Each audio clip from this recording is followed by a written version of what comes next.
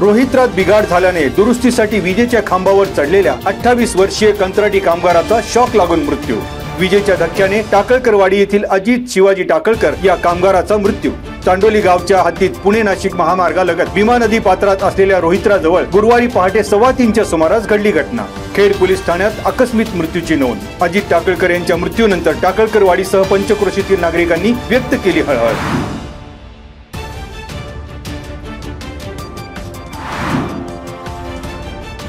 जून महिन्याचा तालुका लोकशाही दिन येत्या सोमवारी 16 जून रोजी होणार। खेड तहसील कार्यालयात सकाळी 11 वाजता होणार तालुका लोकशाही दिन।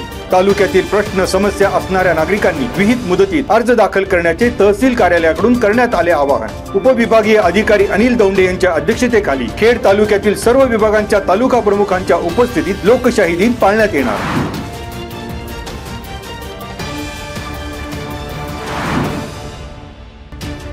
राजगुरुनगर पंचक्रोशीत 2018 साली 14 वर्षीय पुतणीवर अत्याचार करणाऱ्या चुलत्याला राजगुरुनगर येथील जिल्हा आणि अतिरिक्त सत्र न्यायालयाचे न्यायाधीश SP पोळ यांनी गुरुवारी सुनावली जन्मठेपेची शिक्षा।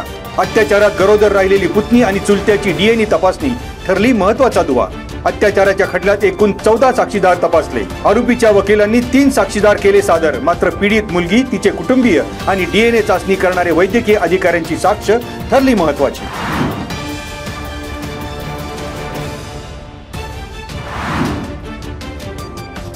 शिक्षण क्षेत्रात क्रांती घडवण्यासाठी पुणे जिल्हा परिषदेच्या पुणे मॉडेल स्कूल उपक्रमाचा 14 जून रोजी पालकमंत्री तथा उपमुख्यमंत्री अजित पवार यांच्या हस्ते होणार शुभारंभ।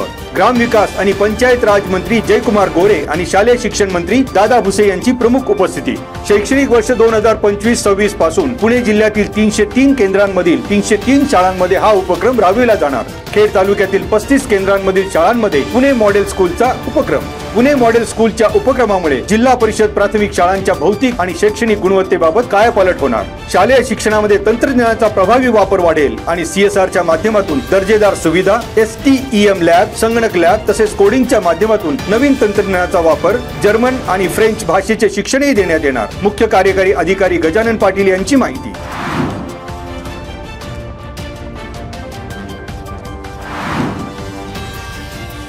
केंद्र शासनाच्या निर्देशानुसार 15 जून ते 30 जून 2025 या कालावधीमध्ये प्रधानमंत्री धरती आबा जनजातीय ग्राम उत्कर्ष अभियानाअंतर्गत जनभागीदारी अभियान राबवण्यात येणार। प्रधानमंत्री धरती आबा जनभागीदारी अभियानामध्ये आदिवासी लाभार्थी, शालेय विद्यार्थी, सामाजिक कार्यकर्ते, स्थानिक लोकप्रतिनिधींनी सहभागी होऊन लाभ घ्यावा। जिल्हा अधिकारी जितेंद्र डुडी यांनी केले आवाहन। या उपक्रमात केंद्र शासनामार्फत जिल्ह्यातील जुन्नर तालुक्यातील 46, आंबेगाव 23, खेड 17, मावळ 8, पुरंदर 4 आणि हवेली 1 असे एकूण 99 गावांचा समावेश। उपक्रमातील सहभागी गावातील एकूण 85,304 पेक्षा अधिक आदिवासी लाभार्थ्यांना अभियानाअंतर्गत लाभ देण्यासाठी कालबद्ध कार्यक्रम निश्चित। जिल्हा अधिकारी जितेंद्र डुडी यांनी केले स्पष्ट।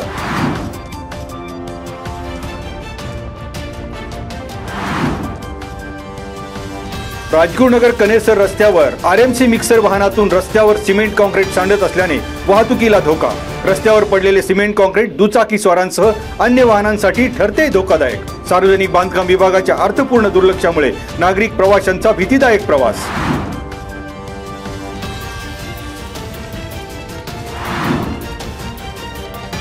आगामी स्थानिक स्वराज्य संस्थांच्या निवडणुकीच्या पार्श्वभूमीवर स्थानिक प्रशासकीय यंत्रणांची लगबग। नगर परिषदा आणि नगर पंचायतीच्या प्रभाग रचनेकरता वेळापत्रक जाहीर। गुरुवारपासून प्रगणक गटांची मांडणी करण्याची प्रक्रिया सुरू।